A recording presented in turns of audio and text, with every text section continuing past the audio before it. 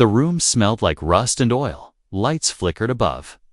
Hanging from wires like dying stars, old aliens, traitors, and smugglers filled the seats. Yawning or smoking, a cracked speaker screeched, and the auction began. Strange creatures were dragged in one by one, some growling, some crying. Each sold fast, each forgotten just as fast. Then came Cage 27, a small figure inside, curled in a ball, covered in a dirty gray cloth. The auctioneer cleared his throat, laughing.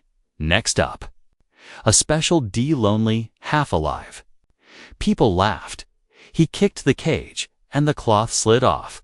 It was a girl, an alien girl, thin as a wire, her skin a pale blue with dark bruises. She didn't speak, didn't move, just opened one glowing violet eye, then lowered it again, like she was tired of the world. Broken product, the auctioneer said. She doesn't walk, doesn't talk. Not good for work or fun, he waved his hand. Let's start the bid at 10 credits, or just take her and get her out of my sight. Silence. Someone coughed. A tall insectoid trader snorted and turned away. No use for trash, someone muttered, but one man didn't turn away. He stood at the back, arms crossed. Coat dusty from space travel. A human, maybe in his 30s. Name was Dane. A mechanic. He didn't flinch or laugh. He stepped forward. Slowly, everyone looked, confused. Was he really interested? Dane stared at the girl. Her wrist had old metal cuffs, and her ankle was bruised from dragging chains, but her fingers were delicate. Her ears twitched slightly. Listening, alert. She's not broken, he said quietly. People chuckled. Some. Loudly, 50 credits, Dane said, raising a chip in his hand. The auctioneer blinked. Sir, I said 10. I said 50. Dane replied, his voice calm but sharp. Wrap her up. The auctioneer shrugged, not caring either way. Sold. To the crazy human, he said, slamming his hand on the table as the cage was pushed forward. The girl finally moved, just a little. She looked up, eyes wide, staring at Dane like she had never seen a face like his. Not filled with hunger, not filled with cruelty. Just quiet concern. He knelt in front of her, unlocking the cage slowly. She didn't back away, but she didn't reach out either. Dane noticed her arms had small burn marks, and her lower lip was cracked. She had not eaten properly in weeks, maybe longer. What's your name? He asked softly. No answer, only her violet eyes, watching, cautious, like a creature used to pain, waiting for the next blow. Dane sighed and lifted her gently. She was light as air, bones too close to the skin. He wrapped her in his coat. Not minding the stairs behind him, he walked out without a word. Outside. The station air was thick with smoke and noise. Dane moved through back alleys toward his ship. The girl stayed silent, her head resting against his shoulder for a moment. He thought she had fallen asleep, but then she whispered something almost too soft to hear. Why? Me? Dane didn't stop walking because someone had to, he said. She didn't speak again, but her fingers clutched his sleeve, just a little tighter. When they reached his old repair ship, he set her down gently on a padded bench. She looked around, eyes wide, tools, wires, and machines everywhere. Nothing fancy, but it was warm, safe. I'll make you food, he said. She blinked slowly. Like the word food was from another life. Dane turned away, heating a small bowl of soup. Behind him, he heard a soft sound. She was crying. No sobs, no wails, just silent tears falling. Down her cheeks, not from pain, but from something else, something she didn't know how to name. Dane placed the bowl near her, but didn't force her to eat. Instead, he sat across the room, picking up a broken device and quietly working. She watched him, and for the first time in a long time, her heart didn't feel like glass. She was still afraid, still lost, still unsure. But maybe, just maybe, she wasn't alone anymore. And maybe this strange human, this silent mechanic, had seen something in her. Something worth saving, something the rest of the galaxy had forgotten existed, a soul. She didn't speak, but she was always watching. From the moment Dane placed her in that warm corner of the ship, her violet eyes followed everything. She sat still, arms wrapped around her knees, silent like a shadow, but her gaze never missed a single movement. Dane pretended not to notice. He didn't ask questions, didn't press her to talk.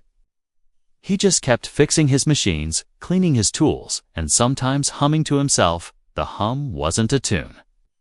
Just a low sound that made the ship feel less empty. She watched the way he handled wires, how he pressed circuits gently.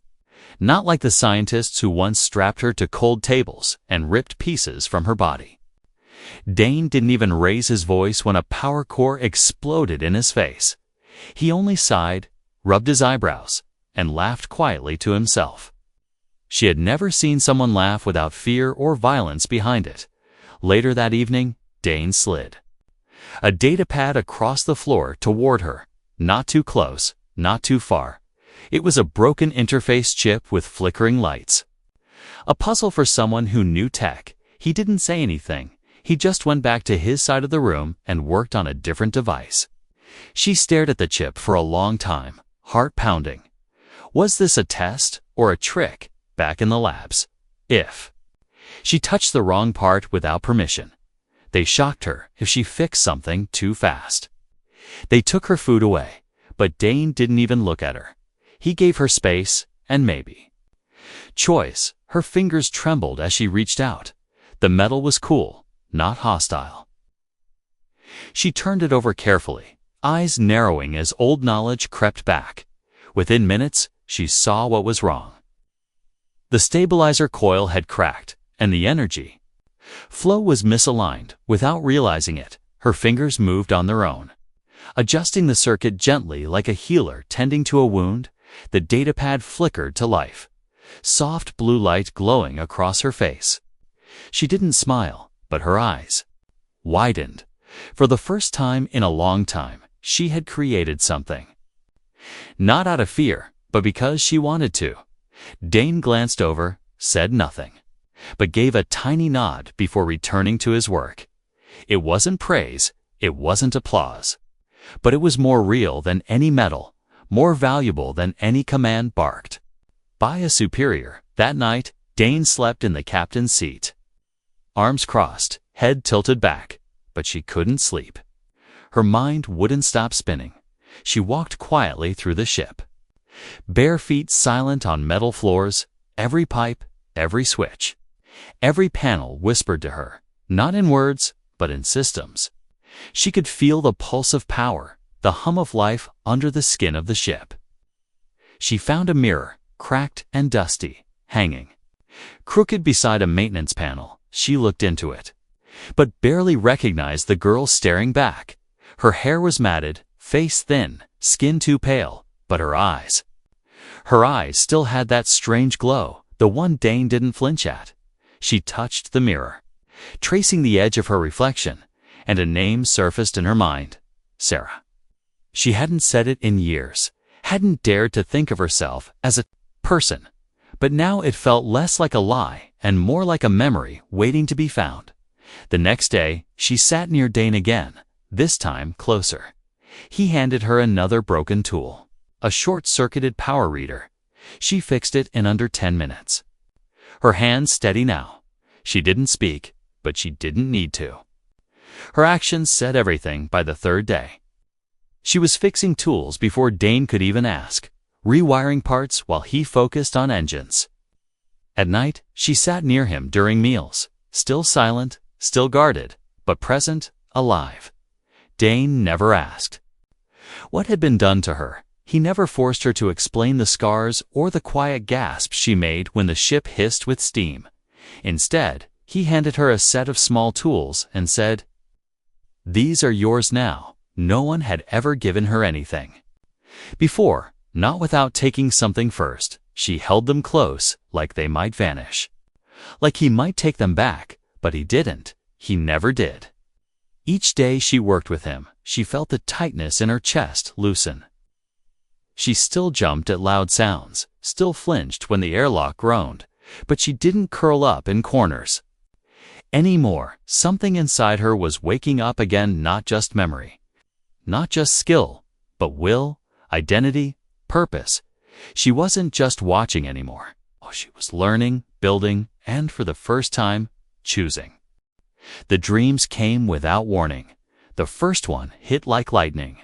She saw white lights flashing above her head, a cold metal table beneath her, straps across her wrists, sharp tools glinting beside her face, muffled voices arguing. One saying she was a failure. Another saying she was rare, valuable, dangerous if she ever woke up fully. She gasped awake on the floor of the ship, curled into herself, her breath fast and shallow. Dane was nearby, tightening bolts under a console. When he saw her, he didn't rush. Didn't speak. He just turned off his tool and sat quietly on the floor near her. Not touching her, just close enough so she wouldn't feel alone. She didn't look at him. Her hands covered her face. Trembling, her voice cracked, barely a whisper. They said I wasn't real. Dane didn't ask what she meant. He just said something simple, something no one had ever said to her. You're here. She didn't cry.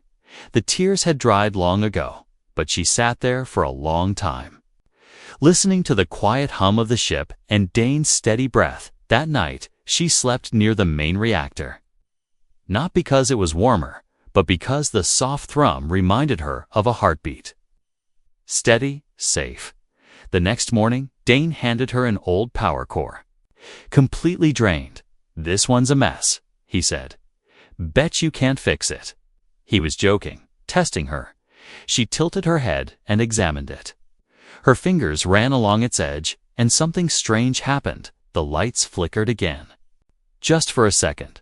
Not the ship's lights, but the power core itself. Dane saw it, his brow furrowed.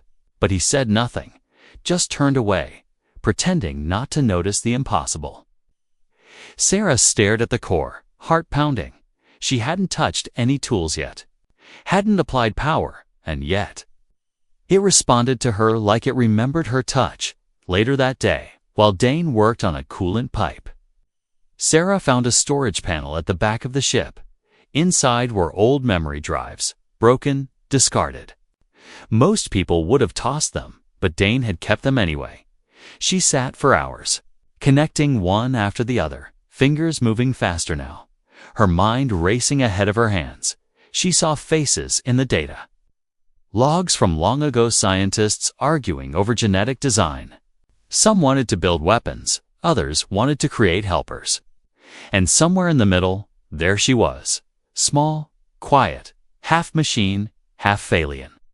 Her number flashing on a screen, not a name, just a code, Unit SR7A, discarded after the experiment failed. But she didn't feel like a failure now, not with her hands steady and her mind clear, not with Dane treating her like a person, not like a project. The images from the logs stayed with her, but they no longer hurt the same. They were part of her. But they didn't own her. She walked into the work area and placed one of the working memory drives in front of Dane. He looked at it, surprised. You got this running?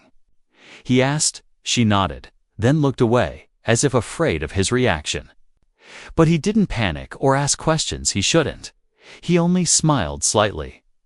Well, damn, he said softly. Guess I underestimated you. She felt something warm bloom in her chest. Not pride, not quite, but something close to hope. That night, the ship shook from a passing freight vessel. Loud and sudden, metal groaned. Sarah leaped up, back against the wall, eyes wide with terror. She had seen ships like that before. Big, silent, cold, the kind that came to collect defective products.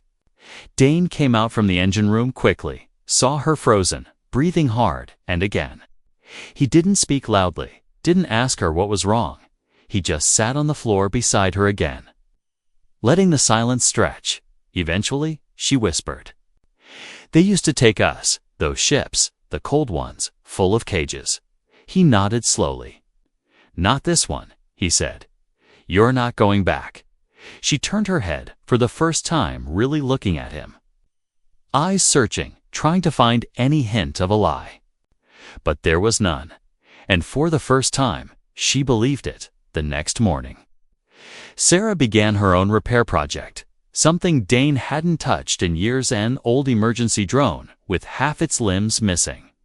It was a difficult task, delicate, and almost hopeless, but she took it as a challenge. Piece by piece, she rebuilt it. Until by evening, its core glowed faintly. Dane stared at it, then at her, and finally said, "You're not just good. Sarah, you're brilliant." She blinked. Confused at first, then stunned. He had said her name, not her number. Not a label, a name, and she didn't correct him. A deep rumble shook the ship, not from outside, but from within. The lights flickered once, then again, then died completely. The soft hum of the ship's systems went silent, and for a moment there was only darkness.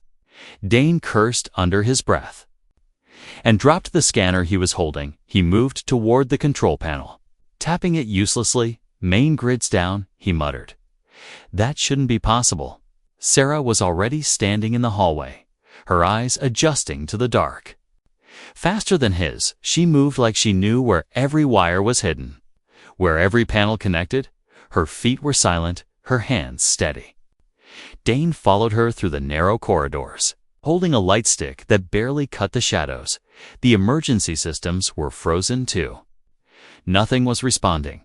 Even the backup reactor, the one Sarah had touched days ago, was stone cold. She crouched near the core access hatch, fingers tracing along its edge. Not opening it yet, just feeling it. Her voice came soft, barely a whisper. "This isn't a failure." Dane frowned. "What do you mean?" She looked at him, her violet eyes glowing faintly in the dark. Something turned it off, on purpose. He blinked, then swore again. Sabotage. She didn't answer. She opened the hatch and slid inside the narrow maintenance crawlspace. Dane hesitated for a second, then followed her. The metal walls were hot and tight, the air thick with engine fumes.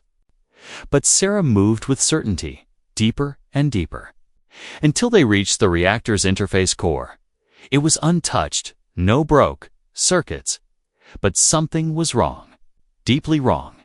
The core wasn't damaged. It was disconnected, carefully, like someone knew exactly how to shut it down without leaving a trace.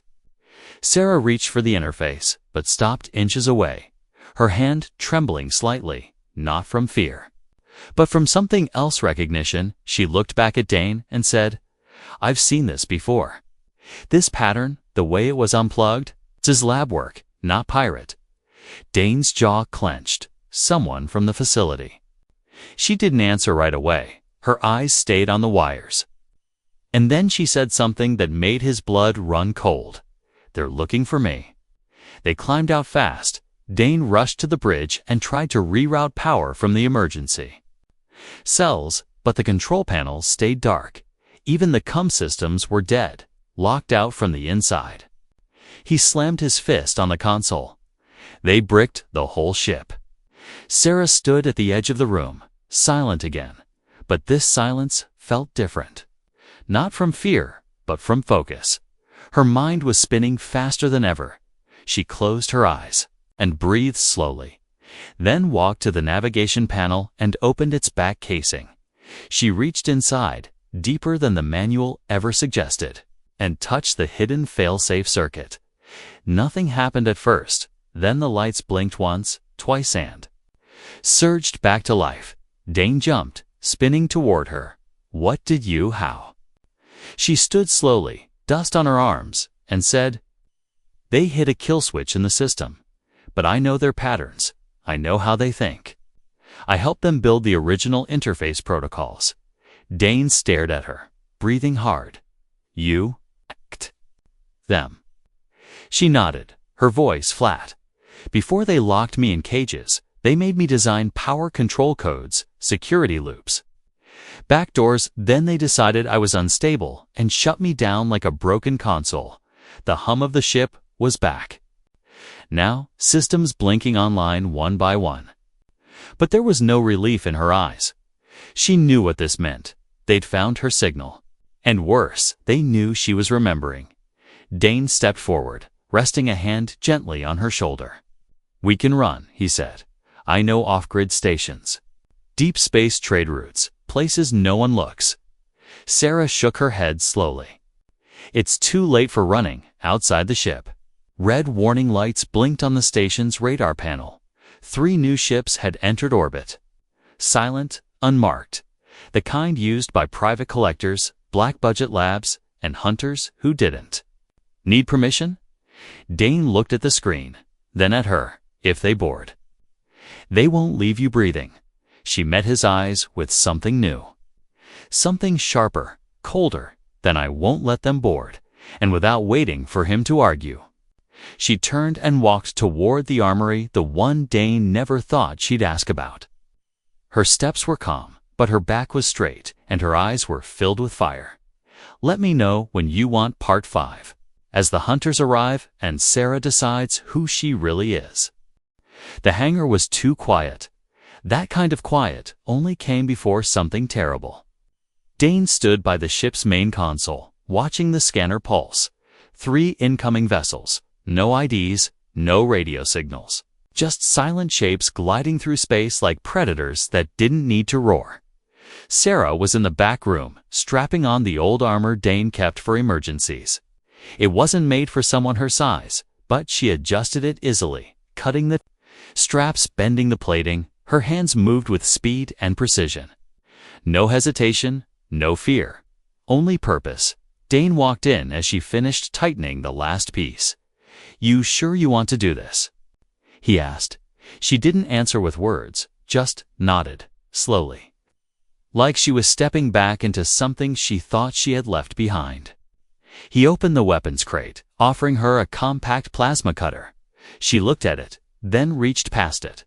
For something older, heavier, an electromagnetic pulse blade, military grade. One of the first designs she had helped create, back when she still believed the scientists cared about her. She held it like it was part of her arm, like muscle memory had never left. Dane raised an eyebrow. "Didn't expect you to know how?" "To use one of those," she looked at him, eyes glowing faintly.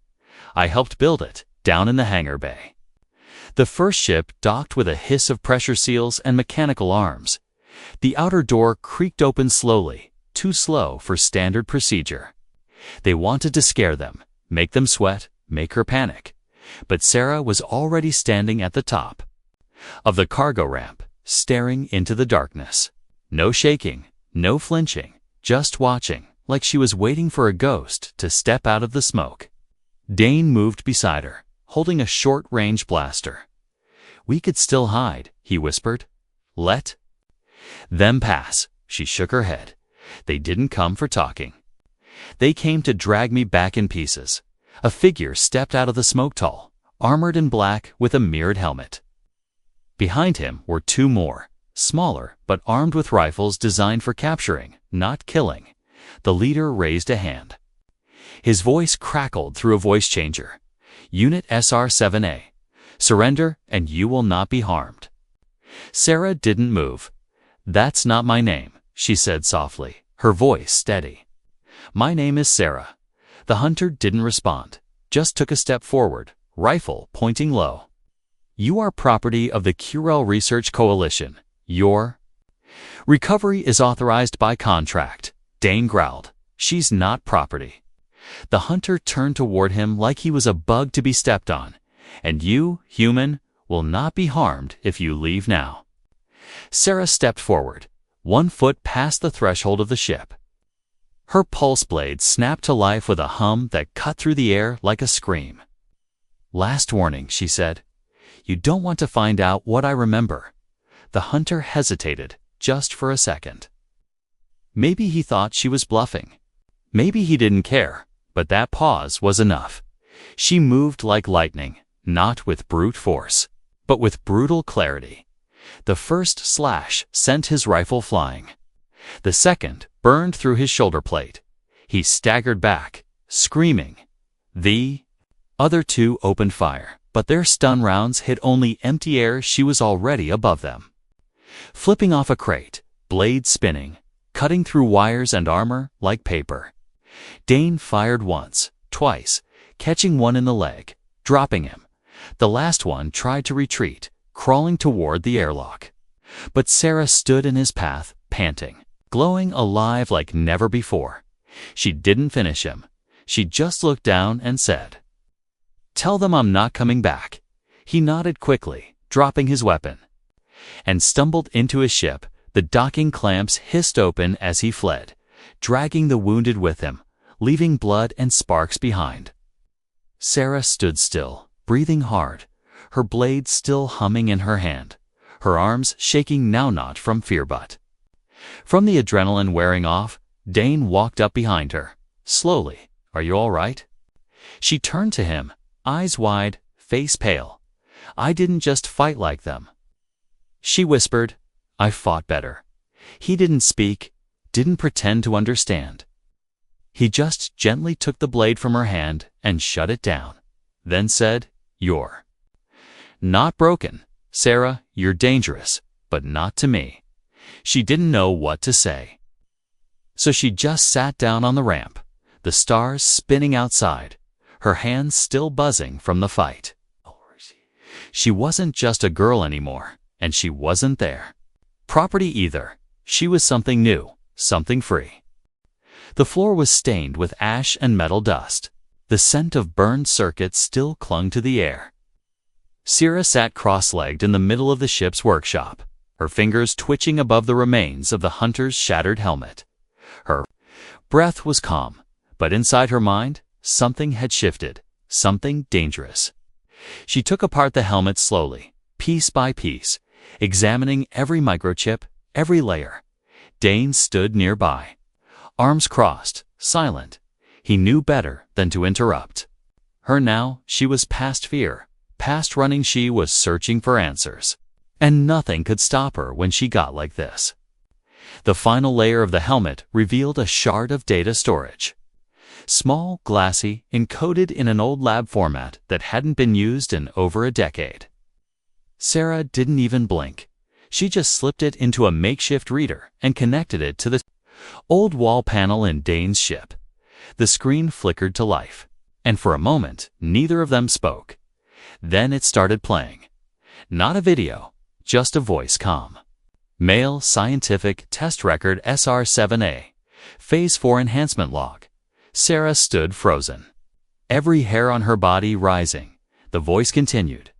The subject has surpassed cognitive expectations. Early designs failed to contain emotional responses, but SR7A exhibits both strategic logic and high empathy. This is concerning. Dane frowned. Wait, why would empathy be a problem? Sarah didn't answer yet. She stepped closer to the screen. Like if she listened hard enough, she could go back in time. The voice went on. We've created a hybrid that can outthink most Command A is, mimic alien speech within minutes, and manipulates energy currents on a molecular level. However, due to her emotional core, she refuses orders involving direct harm to non-aggressors. Dane blinked. That sounds like a strength to me, Sarah whispered. Not to them. The final part of the message made her knees shake. SR7A is being reclassified as unstable and will be stored for future dismantling. Replacement units will have reduced emotional variance. Dane slammed his fist on the table. They locked you up because you had a heart. Sarah stared at the screen, unmoving, but her voice was clear. They didn't want a person. They wanted a weapon that didn't ask why. Outside the ship, the stars glowed like cold eyes, and Sarah felt every one of them pressing down on her. For years, she thought she was broken, less than a failed design. But now she understood the truth. She was too advanced, too compassionate, too human. They didn't throw her away because she was weak. They threw her away because she refused to become a monster. Later that night, she sat alone on the upper deck. watching distant cargo freighters pass through the station's shadows. Dane walked up and handed her a canister of hot tea. The humankind, bitter and dark. She took it without looking at him, sipping slowly, letting the warmth settle her thoughts. "They're going to come back," Dane said finally. "With more, with better weapons, maybe even a legal claim." "I know," Sarah whispered. "And I won't run this time." He looked at her carefully. "Then what will you do?" She turned to him, the light from the console screen reflecting in her violet eyes. "I'll finish what they started, but I'll finish it my way." He waited a moment, then asked softly, "And what is your way?" She didn't answer right away, but when she did, her voice was steady. "I'll show the galaxy that you don't have to be cold to be strong. You don't have to kill your heart to survive. I'm going to build something better." Dane leaned back against the wall, sipping his own tea. "You always this dramatic." A tiny smile played at the edge of her lips. "Only when I mean it," in the engine room below. The lights flickered again, but this time, not from damage. Sarah had tapped into the ship's core, rewriting its systems, not just repairing, but upgrading. Dane's humble vessel was becoming something else entirely. Faster, smarter, able to slip through signals and override sensors. The kind of ship you'd need to stay ahead of a government that wanted you erased. She was changing. 2. Not just remembering who she was, but choosing who she wanted to be. Her past would always follow her, but now she was ready to face it. The station hovered in orbit like a dying beast, its metal skin rusted, its lights flickering from years of neglect. Sarah stepped out of the ship first, her steps quiet but certain. Her body wrapped in the armor Dane had helped her upgrade. Her eyes calm, watching everything. Dane followed behind, carrying only a toolkit and a datapad, no weapons. Just trust, this was the place where they first sold her, where she sat in a cage with a price tag lower than spare parts, where people laughed at the word broken. Now she had returned. Not as a prisoner, not as prey, but as something no one expected, a survivor who built herself from scrap. They passed through crowds of traders and scavengers. Many turned to look, not recognizing her, but sensing something unfamiliar. Like a storm about to break, she walked straight to the auction block, the same one where her life had been priced and dismissed. It was still there, cracked and filthy. The same metal cage still chained to the corner, now holding some other terrified creature. Someone too scared to cry out. Sarah stopped in front of the cage and knelt. The creature inside, young alien boy with wide yellow eyes, flinched at her approach.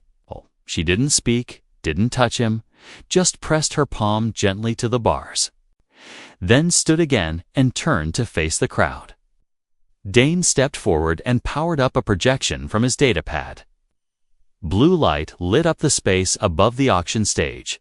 Sarah's lab records, her genetic logs, her technical contributions, her voice, encoded into notes that had been buried by those who tried to erase her.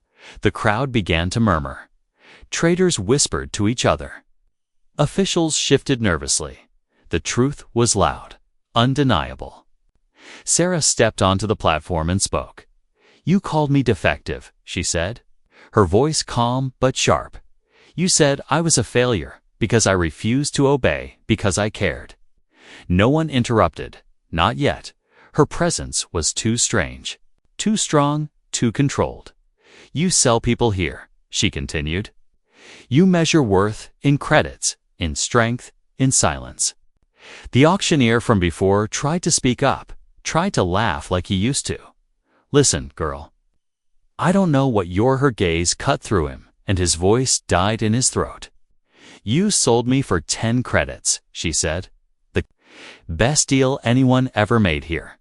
Dane stepped up beside her, projecting another file, this one showing schematics of a new type of rescue beacon. Something she had built in their ship, something portable, powerful, designed to alert nearby. systems of forced slave trades and black market auctions. She wasn't just returning to speak, she was returning to burn the rot out from the inside. Sarah raised her hand and the beacon activated. Its pulse spreading across frequencies too old to block, too deep to jam. Within minutes, 3 orbital relays picked it up, and seconds later, it went galactic, broadcasted far beyond this station. A signal no one could ignore. Ships began to leave the station. Some in panic, others in guilt. A few rushed to hide evidence, but it was too late. The truth had already taken flight. She turned one last time to the cage and pressed a code into the control panel. The lock clicked open. The young alien boy stared up at her, confused, scared, but unchained. "Run," she whispered. "And don't stop until you find someone who sees you." He nodded and vanished into the crowd, already forgotten by most but not by her. By the time she and Dane returned to their ship, security forces from the outer system had picked up the signal. They would come soon. Not for her, but for those who built their empire on silence and shame. Dane leaned against the control panel and looked at her. "You sure you want to leave now? You could stay. Rebuild this place." Sarah stared out the viewport, stars reflecting in her eyes. "No," she said. "Let them rebuild it their way. I did what I came for." He nodded. "So where to next?" She smiled faintly, the first real smile he had seen on her face. "Anywhere I can help someone like me." The engines roared to life, brighter now, faster than before. Powered by the same hands they once tried to destroy, she was no longer a number, no longer broken, no longer anyone's creation. She was Sarah, and the galaxy was finally going to learn her name.